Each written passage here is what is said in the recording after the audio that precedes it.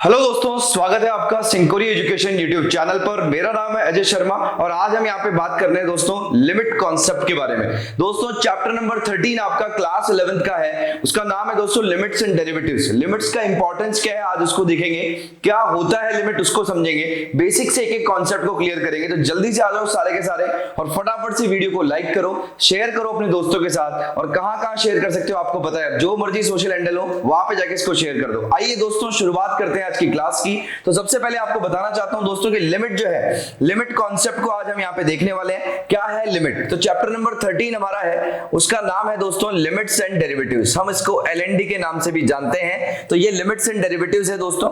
Limits and derivatives में सबसे पहले आता है लिमिट, देन उसके बाद हम बाद में पढ़ेंगे डेरिवेटिव्स को। लेकिन लिमिट का मतलब क्या होता है? लिमिट का एक्चुअल मतलब होता है दोस्तों, अगर हम देशी भाषा में बात करें तो सीमा। लिमिट मतलब हो गया दोस्तों सीमा, मतलब एक बाउंड्री, एक बाउंड्री लाइन, उसके बाद क्या मैच होता है वही लिमिट के अंदर आता है। आज उसी बात को बिल्कुल बेसिक से समझने की कोशिश करेंगे। तो जल्दी से आ जाओ और एनर्जी रखो अपने अंदर और वीडियो को जल्दी से लाइक कर देना और कमेंट करके बताना कि वीडियो का कौन सा पार्ट आपको सबसे अच्छा लगा। तो दोस्तों लिमिट्स की बात करूं अगर मैं, तो बहुत सारे मैथमेटिशियन, जिस टाइम मैथमेटिक्स बन रहा था, जिस टाइम सारी चीजें हो रही थी, तो लिमिट्स को लेके बहुत सारे मैथमेटिशियन के अलग अलग थॉट थे। ऐसा क्यों हुआ, क्यों ऐसा लिमिट को क्यों लाया गया, आज उसके बारे में भी समझेंगे ताकि बेसिक से हमारे कॉन्सेप्ट क्लियर हो जाए और लिमिट में एक अंडरस्टैंडिंग डेवलप हो सके। यही मेरी कोशिश है दोस्तों, ताकि आप लोगों को कॉन्सेप्ट क्लियर हो जाए। आइए दोस्तों शुरुआत करते हैं। तो लिमिट का मतलब क्या होता है? जैसा कि आप देख पा रहे हैं यहाँ पे कि लिमिट जो है, यहाँ पे हम लिमिट को क्या कहते हैं दोस्तों, जैसा कि मैंने हिंदी में बताया आपको कि लिमिट को हम क्या कह देते हैं कि एक सीमा है। क्या है दोस्तों? एक सीमा है। या लिमिट्स की बात करें, लिमिट्स एंड डेरिवेटिव में, तो लिमिट की बात करें तो एक सीमा है। तो कौन सी ऐसे मैथमेटिक्स की मजबूरी आ गई जिससे कि लिमिट को बनाया गया? ऐसा कौन सा कंपल्सन था उनकी लाइफ में कि यहाँ पे लिमिट कॉन्सेप्ट को इंट्रोड्यूस करना पड़ गया? उसको आइए देखते हैं। दोस्तों आप सभी को ये तो पता होगा कि 0/3 क्या होता है, आपको पता है 0 होता है। आप सभी को ये भी पता होगा कि 1/0 भी क्या होता है, नॉट डिफाइंड होता है, या फिर मैं कहूं इसको कि इनफाइनाइट होता है। ये बातें तो आप लोग अच्छे से जानते हैं दोस्तों, ये बातें आपको अच्छे से पता है, ये बातें हमने बार बार भी करी है। हमें पता भी है कि नॉट डिफाइंड, इनफाइनाइट जो है वो क्या होता है, इस बारे में हमें जानकारी है। लेकिन यहाँ पे बहुत सारे मैथमेटिशियन बैठे थे और जब मैथमेटिक्स यहाँ पे बन रहा था तो उनके बीच में, सबके बीच में क्या हो गई दोस्तों, लड़ाई हो गई। कैसे लड़ाई हो गई दोस्तों? उनमें फाइट स्टार्ट हो गई। कोई कह रहा था कि यहाँ पे 1/0 तो है, नॉट डिफाइंड, आपने कर दिया, ओके एग्री है। 0/3 0 हो गया। लेकिन एक बात बताइए कि जब भी 0/0 एक्सप्रेशन आएगा तो उसका क्या होगा, उसका वैल्यू क्या होगा? मतलब उनकी लड़ाई जो थी वो थी बेसिकली दोस्तों 0/0 के ऊपर। मतलब 0/0 का एग्जैक्ट मीनिंग क्या होता है? जब भी कोई एक्सप्रेशन ऊपर से भी 0 और नीचे से भी 0 दे दे,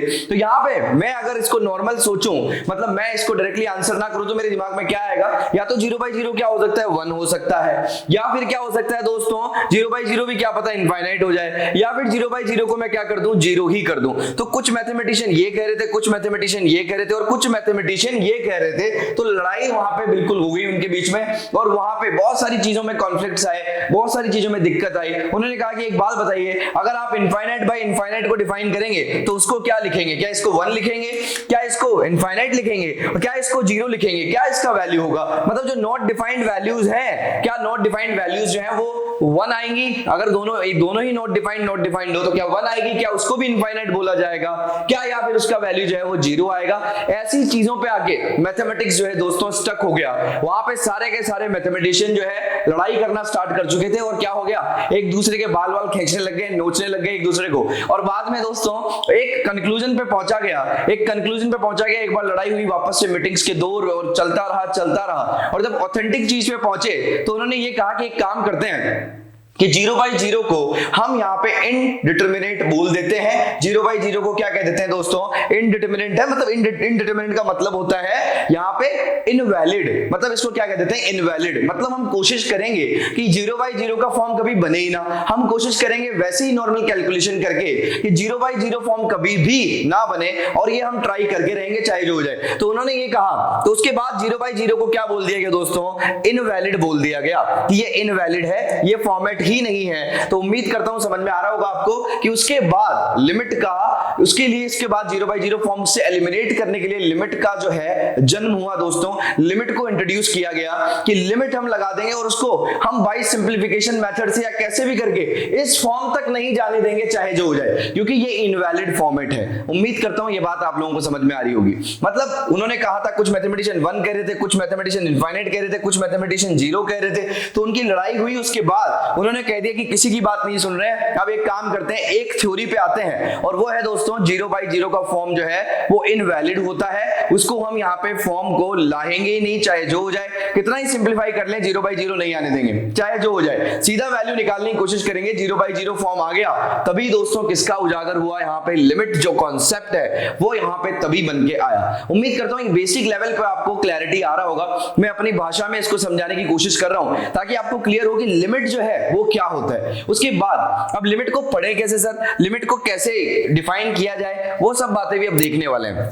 तो दोस्तों लिमिट की बात करूं अगर, तो लिमिट के अंदर दो चीजें होती है। यहां पे बात करूं, मान लीजिए एक नंबर लाइन आपके पास है, यहां पे 1 है, यहां पे 2 है, यहां पे 3 है, यहां पे 0 है, सारी वैल्यूज आपके पास में है दोस्तों। अगर नंबर लाइन के ऊपर मैं इसको चेकआउट करूं, क्या चेकआउट करूं दोस्तों, कि अगर नंबर लाइन पे मैं देखूं कि राइट हैंड लिमिट और लेफ्ट हैंड लिमिट का कॉन्सेप्ट क्या है, आरएचएल और एलएचएल किसको बोला जाता है, तो यहां पे दोस्तों ये 1 है, 1 के जस्ट बिल्कुल थोड़ा सा इधर आओगे तो यहां पे जो पॉइंट होगा दोस्तों वो ऑलमोस्ट 1 होगा, लेकिन इसका नाम क्या दे दिया जाएगा, आरएचएल होगा, राइट हैंड लिमिट होगा। उम्मीद करता हूं आपको ये टर्मिनोलॉजी समझ में आ रही होगी कि क्या टर्म है, राइट हैंड लिमिट होता क्या है। और यहां पे दोस्तों, यहां पे है हमारा लेफ्ट हैंड लिमिट, मतलब इसको हम कहते हैं एलएचएल। मतलब क्या कहते हैं दोस्तों, ये बाएं पक्ष की सीमा है और वो दाएं पक्ष की सीमा है। मतलब एलएचएल और आरएचएल से हम इसको डिफाइन करते हैं, एक के जस्ट इधर और एक के जस्ट इधर। तो हम एलएचएल को हमेशा लिखते हैं दोस्तों, जैसे 1 के लिए अगर बात करूं तो कोई भी नंबर है तो उसका क्या लिख देंगे, 1 नेगेटिव,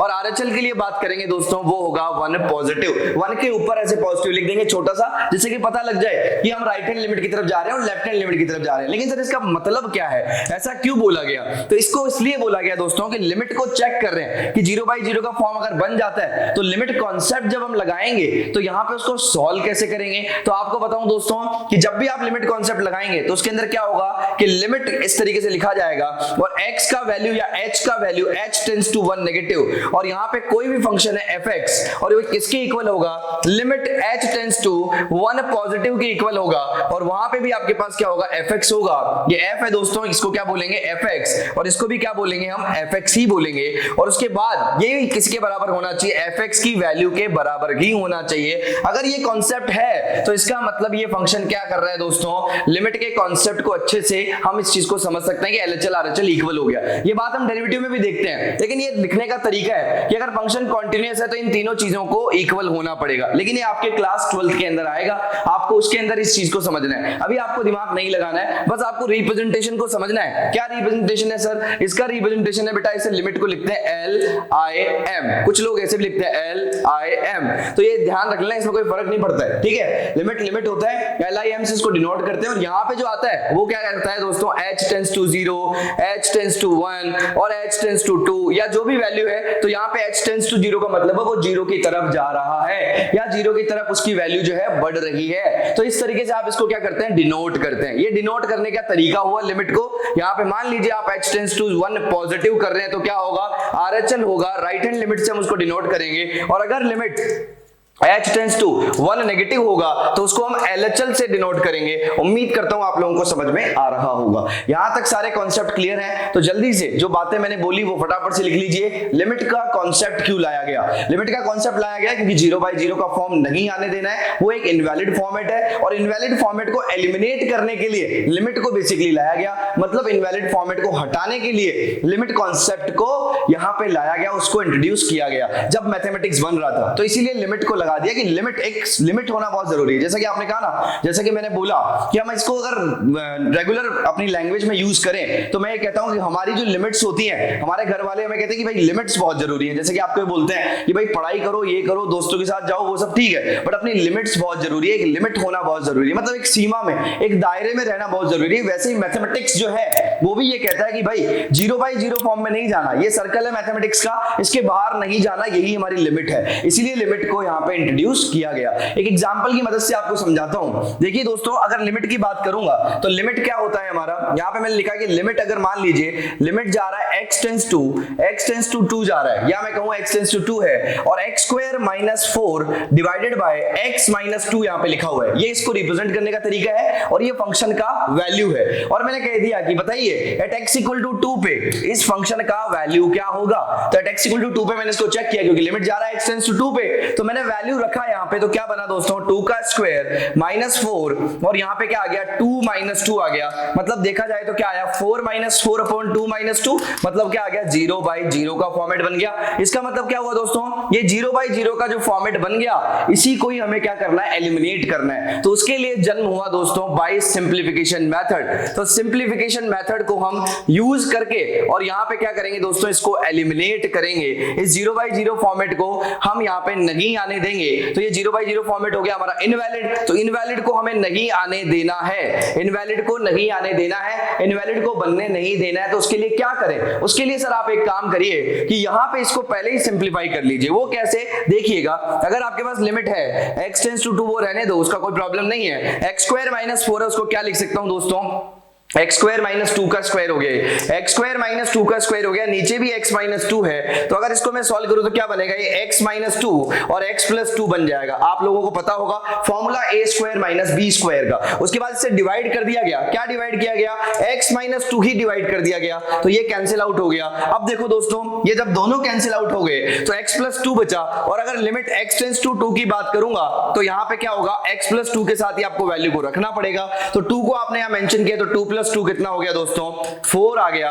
अब आपका आंसर 4 आ रहा है, और पहले आपका आंसर कितना आ रहा था, 0 बाई 0 आ रहा है। तो इस फॉर्मेट को अपने को क्या करना है दोस्तों, क्रैक करना है। इस फॉर्मेट को समझना है कि 0 बाई 0 की फॉर्म को नहीं आने देना, तो हम एलिमिनेट करते हुए आएंगे, और बाई सिंप्लीफिकेशन मेथड जो आपका पहला मेथड है उसकी मदद से हम 0 बाई 0 को नहीं बनने देंगे। और ये लिमिट्स के कॉन्सेप्ट है कि पहला मेथड है कि हम सिंप्लीफिकेशन मेथड से पहले fx को सॉल्व कर लें, देन 0 बाई 0 का फॉर्मेट नहीं आने दें, और 0 बाई 0 का फॉर्मेट नहीं आएगा अगर तो इनवैलिड नहीं होगा, और सीधा यहां पे जब कैंसिल आउट हो गया तो हमारे पास 2 प्लस 2 4 वैल्यू आ जाएगा, जो कि एक वैलिड वैल्यू है, जिसको हम कह सकते हैं कि ये एक वैलिड है, इसको हम कह सकते हैं कि हमारा आंसर है। तो 0 बाई 0 फॉर्मेट से बचने के लिए हमें ऐसे हथकंडे अपनाने पड़ेंगे, ऐसी चीजें हमें देखनी पड़ेगी। अगर यहां पे बात करूं दोस्तों, अगर इस बात को आप अच्छे समझ गए तो एक बार जल्दी से फटाफट से इसका भी स्क्रीनशॉट ले लेना, और कोई भी प्रॉब्लम हो तो लिख लेना। इस एग्जांपल को मैं समझाने का मेरा इतना सा मोटिव है कि आपको बेसिक जो है वो अच्छे से क्लियर हो जाए, और एक बार आप चीजों को समझ लें। उम्मीद करता हूं आपको समझ में आ रहा होगा